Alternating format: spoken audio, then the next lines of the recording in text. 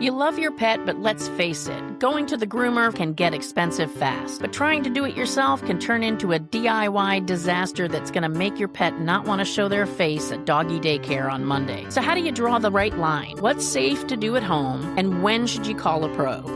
Today we're going to talk about grooming without guilt, how we can save money, reduce stress, and keep our pets looking great, but also comfortable and healthy. So stay tuned.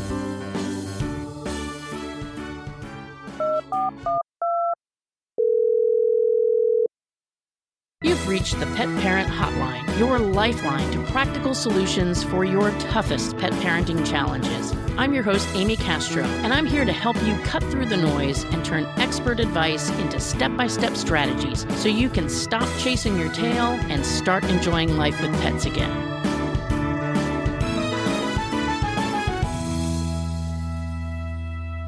I remember the first time I ever took a dog to the groomer, and the before and after pictures would blow your mind. It's an amazing feeling when your pet comes out of the groomer looking like $1,000,000, but it's not such a good feeling in your stomach when you're thinking, great, now I've got to sell a kidney to pay for it. Or maybe you're like me and you've tried cutting your pet's hair yourself to save a little bit of money, and then having the entire family laugh at them, and it kind of leaves you questioning all your life choices. Grooming can feel like an all-or-nothing situation. Either you shell out big money at the salon every couple weeks or risk a DIY disaster, or worse, hurting your pet.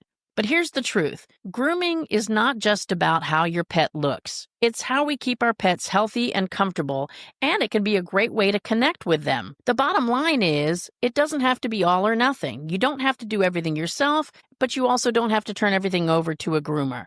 What you need to do is figure out what's safe and smart to do on your own, and then leave the rest to the professionals if you don't feel comfortable. My guest today is Liz Hampton, Director of Grooming and Education at Fluffology, a top-rated grooming salon and pet store in North Hollywood. Liz has been in the grooming world for more than 30 years, and she shares her experience every single day with Fluffology's talented team of stylists. She's also a National Certified Master Groomer who loves helping other groomers grow their skills.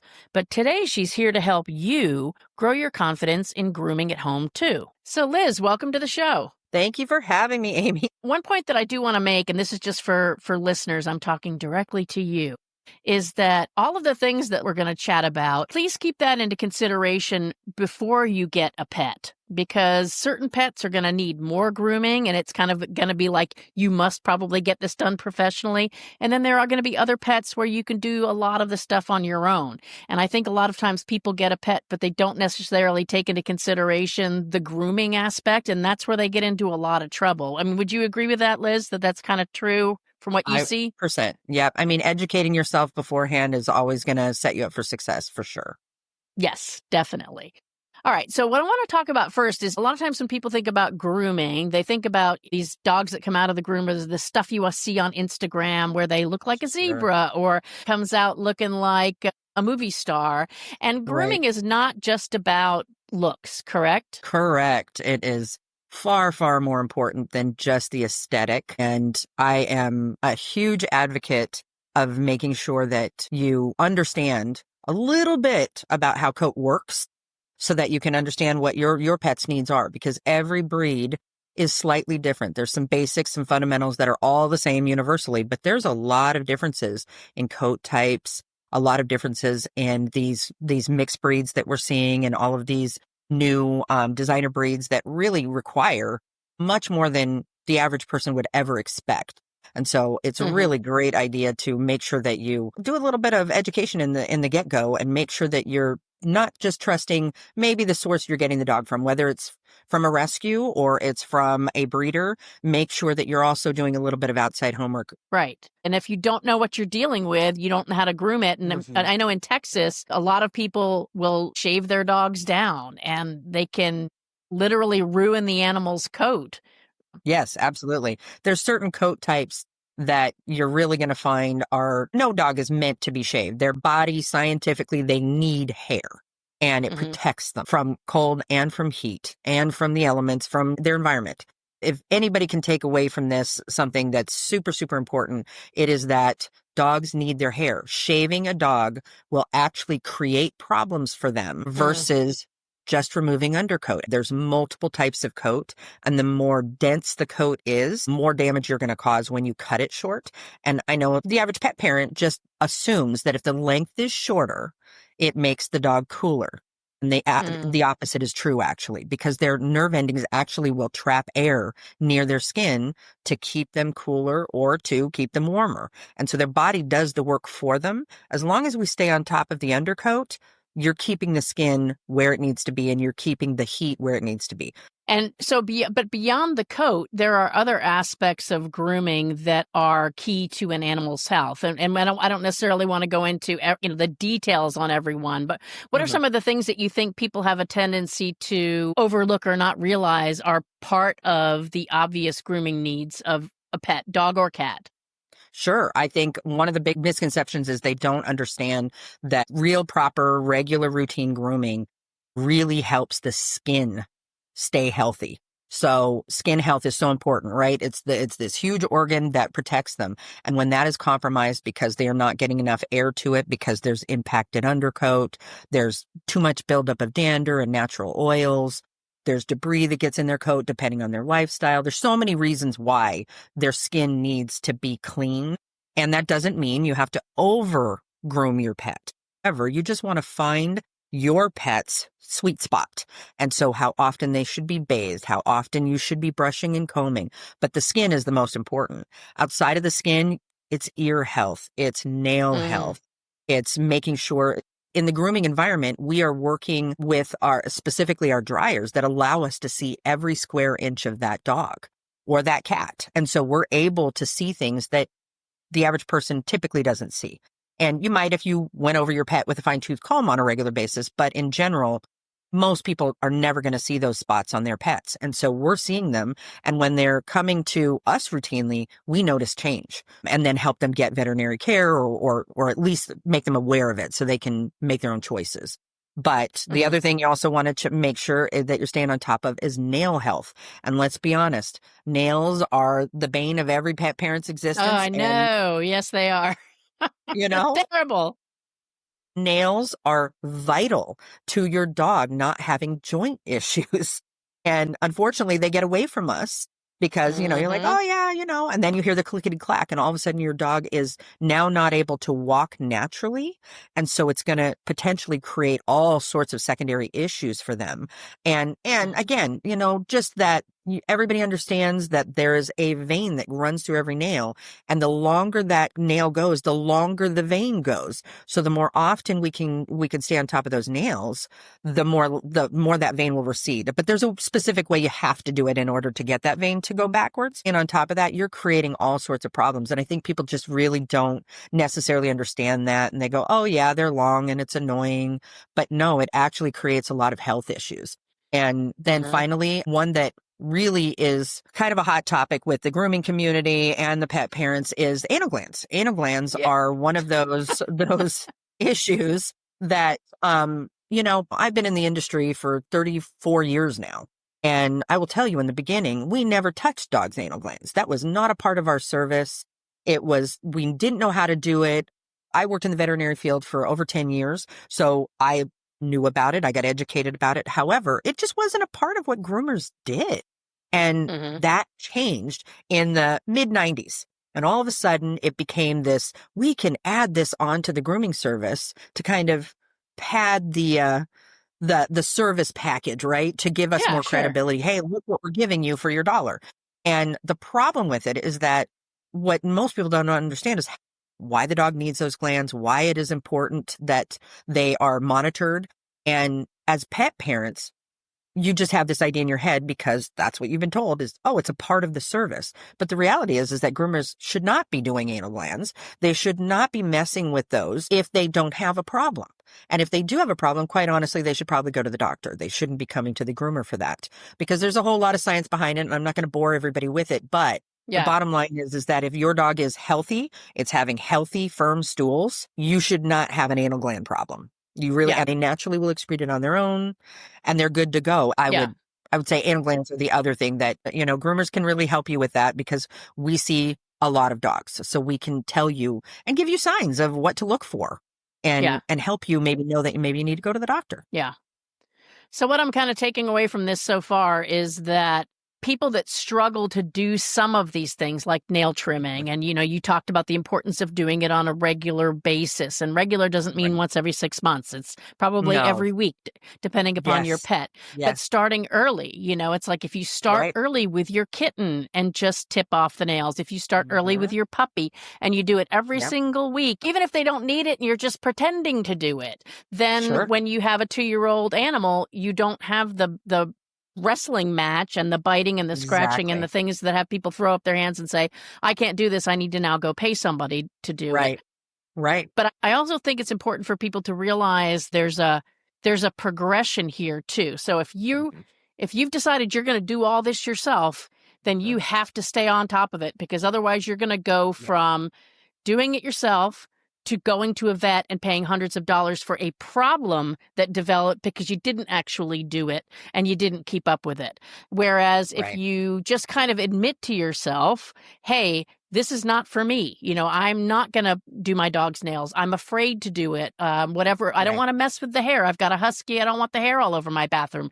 Then Sure. just admit that up front and go to the groomer. So Yeah. you can pay now or you can pay later. You're going to pay with your time and Exactly. educating yourself Right. and doing it Right. yourself, or you're going to pay a groomer, or you're going to pay 3-4 times the amount when your pet develops a problem and has to go to the Right. vet and get it dealt with. So Right. if you don't take anything else from our conversation away, please take that Exactly. away. Start them young and be consistent. I teach all of our puppy parents and our kitten parents, if you just create a routine in your life for these different things that you want to do, you're right. You take your kitten I used to just literally tell clients, put it on your calendar, marks whatever day, whatever show, whatever you sit down and just do it every single week. If you have a dog that's struggling with nails, right? And you're scared, you've tried to cut and the dog gave you a hard time. One, you have to teach them to tolerate the handling first. Mhm. Just like you said, you got to fake it, act like you're going to do it, and then reward them for letting you do it. And you do that consistently, and they just figure it out that this is a good thing, right? Every time Yeah. I sit on mom's lap and she touches my feet, I get a cookie. So then they learn that. And then it progresses into you actually doing the full foot. Cat nails are so easy to do So compared to dog easy. nails. Yeah. When I was dating my husband, my mother-in-law had 4 cats, and she didn't have, none of them were declawed. And she would, run out, and she had all the scratching posts, all the things, and her couches were tore up. And Mhm. I said, well, why aren't you sitting down every single week and doing this? So we created a habit. My husband, my boyfriend at the time, would sit with his mom, and they just started every week working with her cats. And by the end of it, literally within about 6 months, she would have 4 cats lined up waiting to get their nails Yep. cut every Friday, because they knew they were getting their favorite treat after that. And it was not stressful. And her furniture is saved. Everybody wins in that situation. So it's no different for the cats than it is for the puppies or the dogs. Even if you have an Yeah. adult dog, you can absolutely Yeah. rehabilitate them to learn to tolerate. But I would always encourage a pet parent, don't try to force the action until they tolerate the handling, because that's when you're going to Yes. hurt them.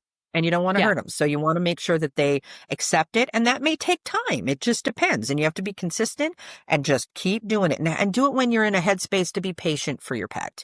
Because if Yeah. you're, in a rush, you're going to get frustrated. Then you're going to try to force, and it's not going to end the way you want it to. And the goal ultimately is to teach them that when you allow me to do this, good things come of it. So Yeah. I agree wholeheartedly. Consistency is the key. Consistency will always set you up for success. They will always figure it out. Definitely.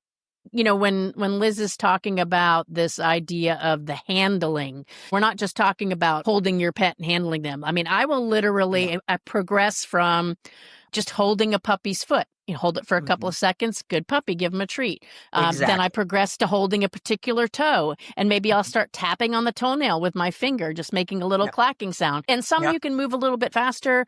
Others, you're going to have to take it super slow. And then, when you actually get to whether you're grinding or whether you're doing clipping, maybe you do one toe and then you take a break. Maybe you do a couple toes and you take a break. You don't have to plow through all 4 feet. Absolutely. So beyond nails, which again, you're going to have to decide your own comfort zone. I'm big on nails. I've got, you wouldn't believe the tools I got. I got something for everybody depending upon who tolerates what, But Amy Castro is not going to pay to get somebody else to cut nails. But beyond beyond nails, what are some other things that somebody could say, hey, if I can do ... and ... here at home, then when I go to the groomer, all I need is a bath and haircut or whatever it might be. Like what Sure. would be some other DIYs that are pretty safe to try? So brushing and combing is always going to help your pet prevent the matting, get on the right track. And if that prevents groomers from having to shave dogs, right? It also supports what the groomer is going to have to do themselves. And again, consistency is key. If you are consistently working on even one section of your dog every few days, especially in some of these hairstyles that people want to leave their dogs longer and they are higher maintenance, they need to do the brushing and the combing. And that is key to also stimulating their skin to produce the lanolin and open up follicles and help remove dead hair so that the new growth can come through healthily and not tangle with the old dead coat. So combing and brushing are really going to be your go-to, as well as even for your short-haired breeds. Yes, they drop hair, right? So your smooth coats are going to drop hair wherever they are. However, you can absolutely help maintain that with getting yourself a silicone brush and using those. Those are great. Don't get a Furminator. Don't go get any of these metal tools that you see on the internet. I swear to God, we've got people putting saw blades with handles and they're selling them. And then you see them on TikTok and you see them on Instagram. Look at how much hair. And I'm like, but you are also scraping that dog's skin and you're eventually going to put a hole in your dog or your cat. And that is not what we want. So a silicone brush for de-shedding is always your friend on those smooth-coated dogs and the short-haired cats. It's fantastic for them. There's so many tutorials now online where people can literally educate themselves about the types of brushes and combs that work for their pet's coat. So they're not all created the same. You know, you walk into a pet store and you'll see a lot of options. Well, there's a reason for that. And not every brush is created the same, and not every brush is going to be the right one for you. I will tell you that all of us in the grooming community have zero issue with any pet parent walking in and saying, is this the right tool to use on my type of dog? We are happy to help you. We are happy to give you that information and say, no, actually, that brush is not the right one. You need one of these, because it only helps us if you're using the right tools. Yeah. And most of us are quite happy to actually teach you how to use it properly. Right. Most grooming shops will absolutely, depending on where you live and what the situation is, they're happy to give you a brush out lesson and show you how to properly do it so that when you're at home, the technique is there. So therefore, you're not spending hours and hours brushing and combing your dog, because it shouldn't take you that long. And we don't want to make it a miserable experience for you or your pet. And then if you come in, hopefully your dog's going to be in better shape for us. And then we don't have to demat, because dematting is one of those things that I think in general people understand what it is. The education is there. They go, oh, they know it's tangles, it's clumps of hair that are stuck together. But the truth of the matter is the only way to really, truly get out really severe mats that are tight to the skin is with brute force. That is incredibly painful to the dog or the cat. And we as groomers did not sign up to torture pets. That's not what we want to do. We want to help them. We want to make them beautiful and have healthy skin and healthy coat. Dematting also creates holes and sparseness in the coat, which creates more layers in the coat, which will lead to more matting. So it's really important that we prevent the matting from happening. That's why groomers recommend that you get on schedules. And that's why we're recommending to pet parents, just create a schedule at home. If you're going to be doing a lot of home grooming, create that schedule for yourself. Brush and comb, make sure you're staying on top of those nails. If you need a groomer in between, then my recommendation for pet parents, if they are going to use a groomer sporadically, find somebody that definitely has a lower volume salon, because you don't want to go to the cheapest groomer in town who's doing high volume when your dog is not a routinely professionally groomed dog. Because as much as you can mimic at home what we do, it's never going to be the same. It's a different environment. It's a different person. It's a different process, even though it's the same stuff. So it's really important that they understand that it's going to be stressful when they are not. A dog that goes once a month to a grooming salon and uses the same stylist is going to have a bond and a relationship with that stylist, and they're going to know what to expect, and they're not going to be stressed out. But a dog that goes every 6 months is going to be terrified. even though at home you're doing all the same things. It's just, that's Mm-hmm. just the reality. So it's really important to make sure you find a salon that's going to really keep the stress as low as possible for your pet, because it's not getting groomed on a regular basis. Because I'm sorry, every 3 months is not regular. It really isn't for a pet. Right. If they go beyond that like 2 month mark, it really gets harder for them. And again, that's a blanket statement. Every dog is different. Some dogs are really kind of go with the flow and it's no big deal. Most of them are not. Most of them really, really have a hard time. Or if you're moving from one shop to the next in between for whatever reason, all of that creates anxiety. Just imagine taking a child that is used to going to this daycare and or staying at home, and then you take them to this daycare, and then 3 months later you take them to that daycare. It's going to scare the snot out of them, and we don't want to do that. We want them to trust. We want them to be comfortable. Find some place that you can trust the groomer, you have a good relationship with them, and they don't do high volume, and keep the stress low, and that will help your dog have a better experience. It's still not going to be ideal, but at least it'll be better because they can move slower and take Yeah. the time with your pet. And in addition to that, a great thing that I've done my entire career, because I worked in the vet field and I worked in grooming, is I would go, your dog is, the dog would come in super, super stressed. And they would say, well, he never goes anywhere but the vet or the groomer. And I said, well, there's your Yeah. first mistake. So you really want to expose them to life. But in addition to that, at Fluffology, we encourage people every day, come in for a happy visit. Come into the salon, let your dog kind of come in and check out the space, maybe offer them a treat, just sit down and chill until they relax and then leave. And they had a positive experience and they're not anticipating that it's going to always be an actual grooming appointment or a nail trim or whatever it is. Same with the vet. Take them Yeah. in, put them on the scale, give them a cookie, let them just have a positive experience, and that will dramatically decrease their anxiety because they're anticipating every single time that I only come out, and when I do, all of these things happen to me that I maybe am not familiar with or I don't like. And we don't want to do that. We want to create positive experiences. So it can really benefit, especially a really anxious pet. It can really benefit them to create those little positive visits in between whenever possible. And it literally will turn their entire brain around in that environment. And clients Yeah. will tell us all the time, they're like, I used to have to drag my dog, and now my dog is pulling me to get in here. And I go, because they are having positive experiences. That's why. We'll be right back. Can we be real for a second? Vet bills can be brutal.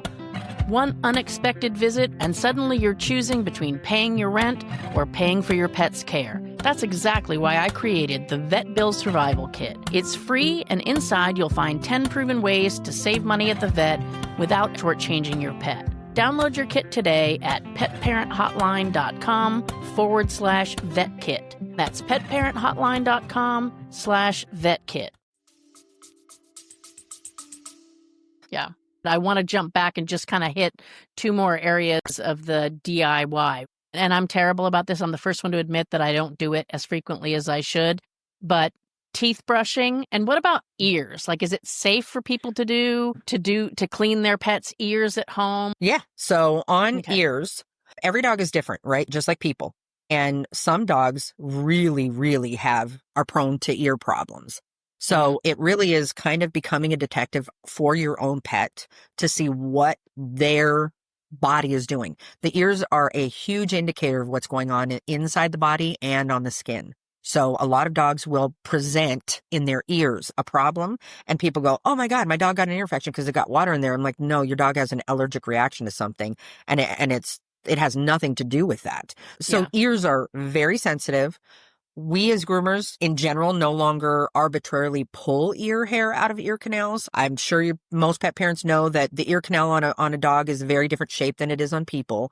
And so it's much deeper. It goes into like an L shape. And so we used to Yeah, I pull the ear remember. hair of every dog, right? Because that again, it was one of those things that we can add in and pad our services to make it seem like we're offering, something fantastic. But the reality is that it's an incredibly sensitive like atmosphere in there. And the more you start messing with it, the more likely you are to cause a problem.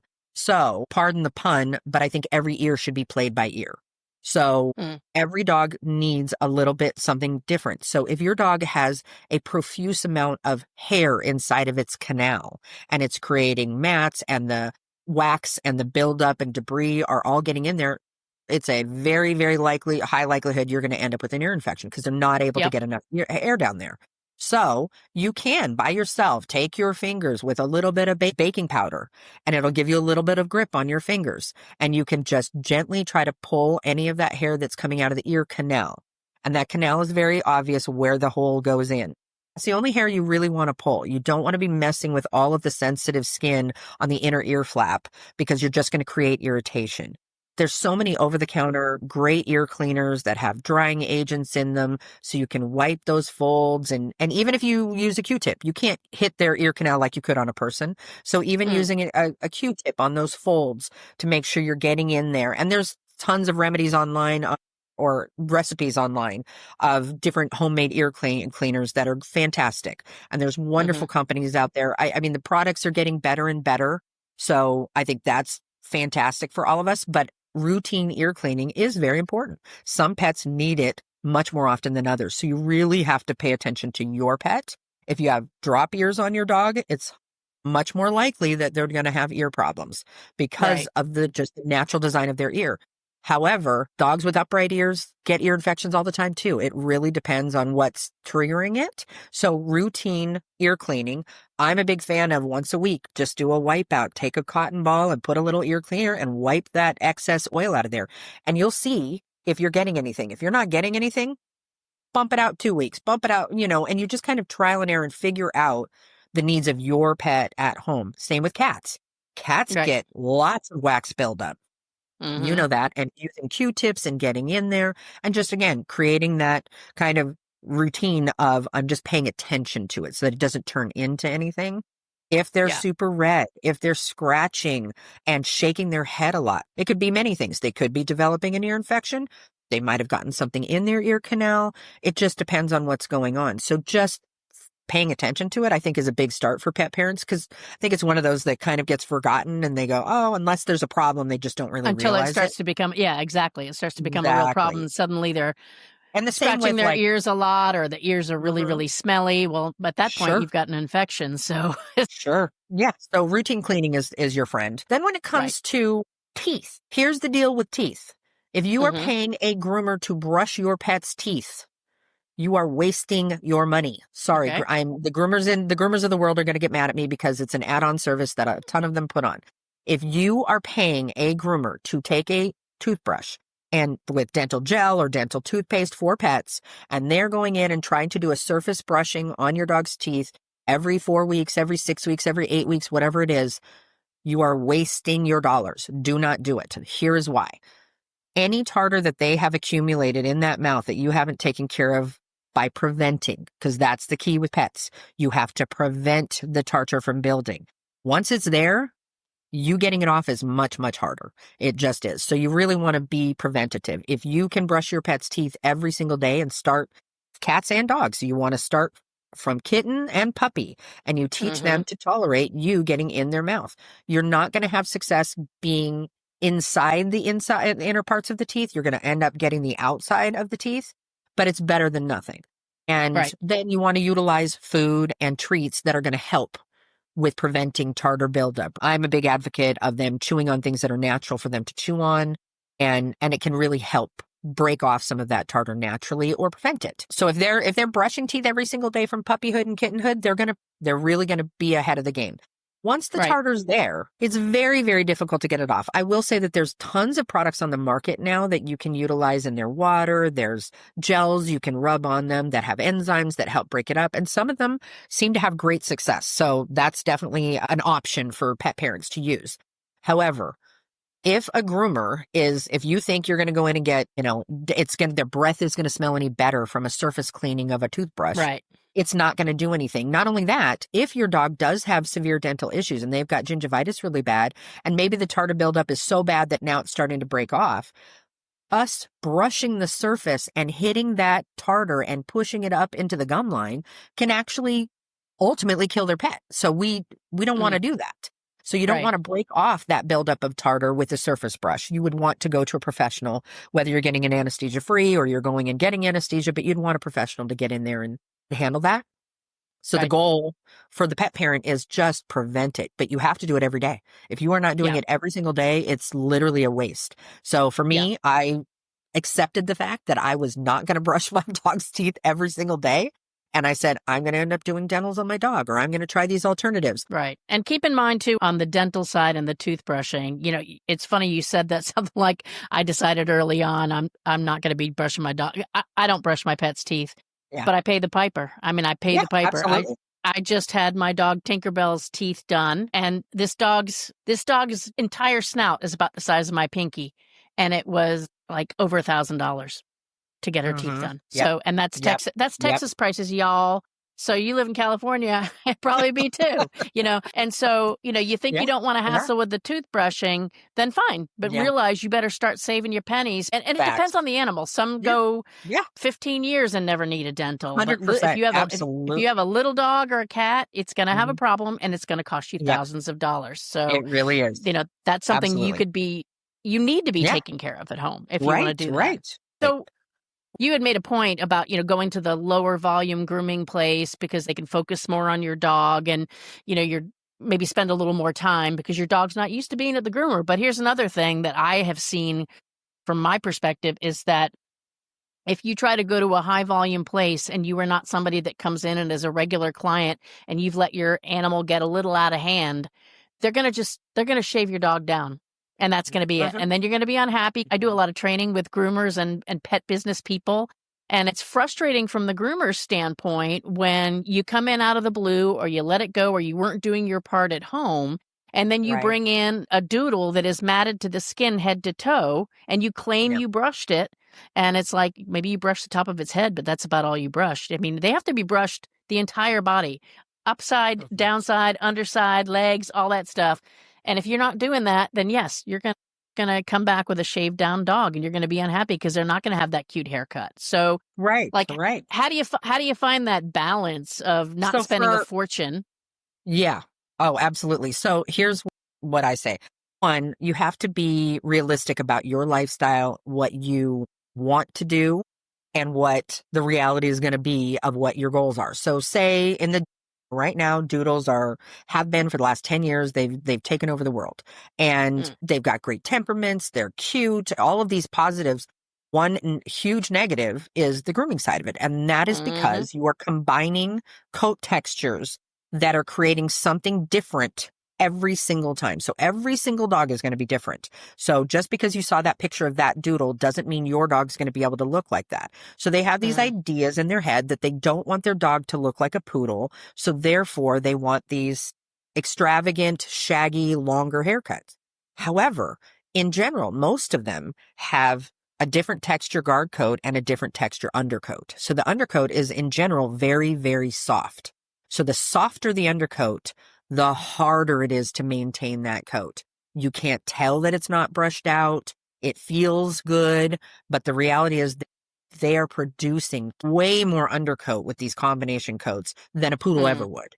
So I think they need to utilize resources online. They also need to utilize their local resources for learning how to properly take care of their pets. But in general, the rule of thumb is the longer the coat, the more maintenance you have to do at home, and the more often they should be in the grooming salon. The shorter you keep that dog, the less you have to do, and the less often they have to be groomed. However, if you have a goal in mind, your groomer can tell you exactly how much maintenance is required in that. And there are plenty of people out there that go, I am up for the challenge. I want to comb my dog every single day. They find it therapeutic. They enjoy it. It's a bonding experience for them and their dog. Yeah, it can be a good bonding experience if you make it pleasant. Absolutely. But the reality there is the only way to make that pleasant is to prevent the matting from happening. And that's what you're doing if you're brushing and combing your dog every day. You're preventing the overgrowth of the undercoat getting too much.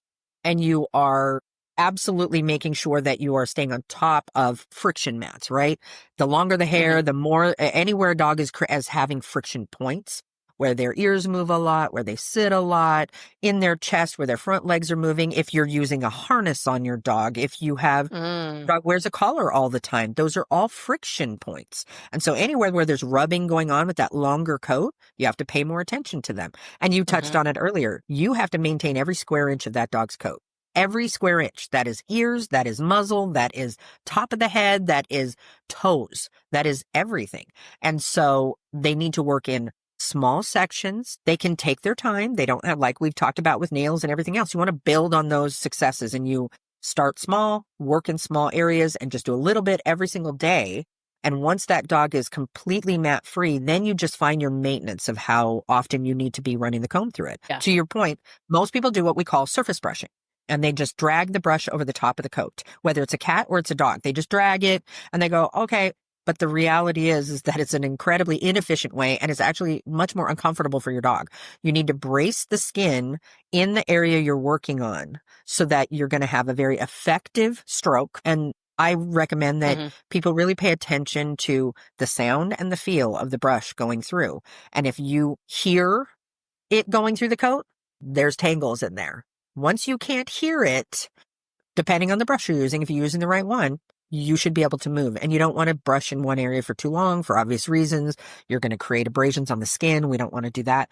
But in general, really on those dogs, for those pet parents, they need to find that sweet spot of what their lifestyle is like. And they need to make sure that they are getting recommendations from their stylist. The average dog grows a half an inch a month, just like people.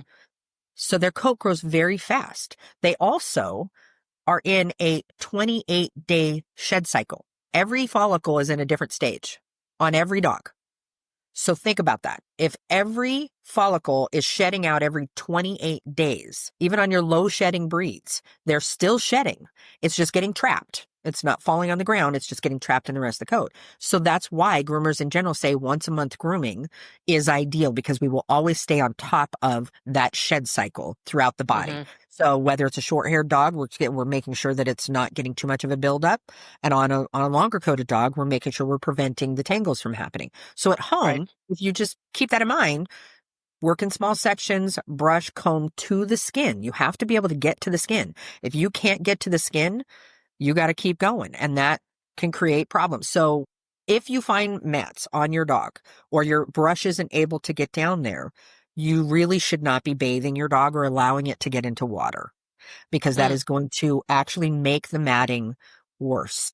Because once it dries, it actually tightens. And where are all the mats coming from? From the skin, right? So when you go into the groomer and you're like, well, I understand you may have to take some length off, but I want to leave some. The only way we can leave length is if we can get to the skin. To the skin, And if the mats are at the skin, we can't get there. So sometimes it is.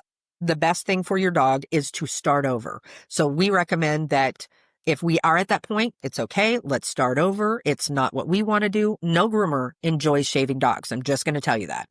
We don't enjoy it. We can't be creative with it. We don't think it's pretty. And it's actually sometimes much more challenging to get all those little crevices and hairs than it is for us to leave length on a dog. So just in general, we want them to look beautiful. They are literally our business card walking in the neighborhood.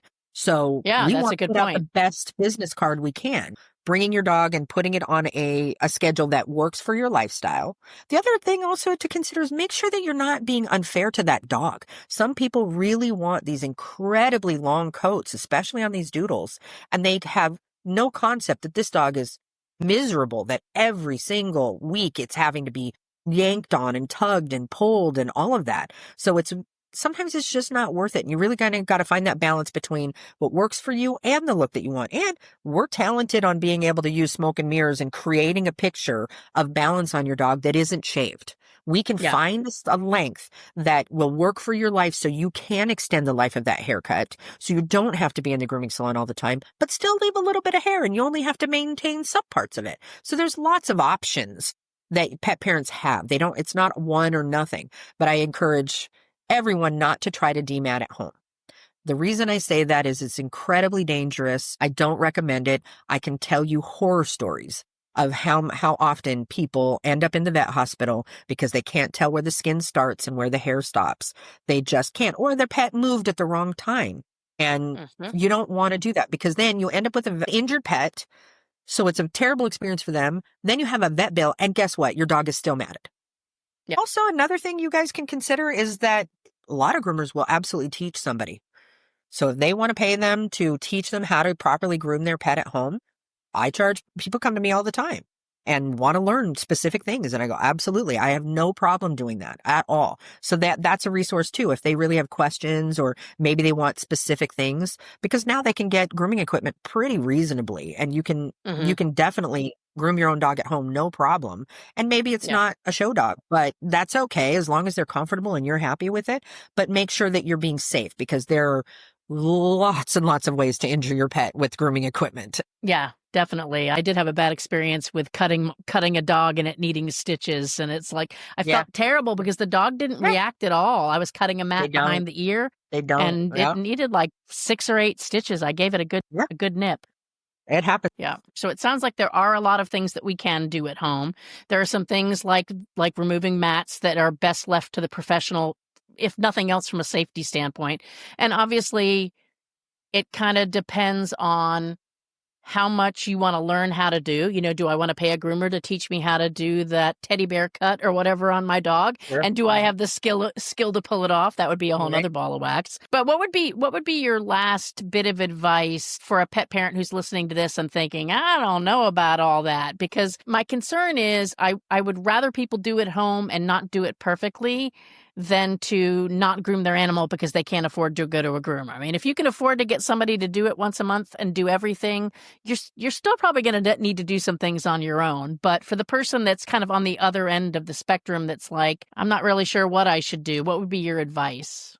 I agree with you completely that if they need to, if the money is the issue, I completely agree with you that you got to do what you got to do. Who cares if they look like a show dog, as long as they're mat free and comfortable? That is the most important part. You will also find that there's a lot of resources out there of groomers that volunteer and will help out people that really are in trouble. I many times have said, any client that comes in and says, look, I really need help, but I can't afford it. You'd be amazed at how many of us are more than happy to help you and say, it's okay. We just want to take care of the pet. And yeah, we have overhead, and yes, we have expenses and all of that, but all of us love the pets and we want to help out. So that might be in your area. If you're really, really struggling, to reach out and just say, hey, I don't know.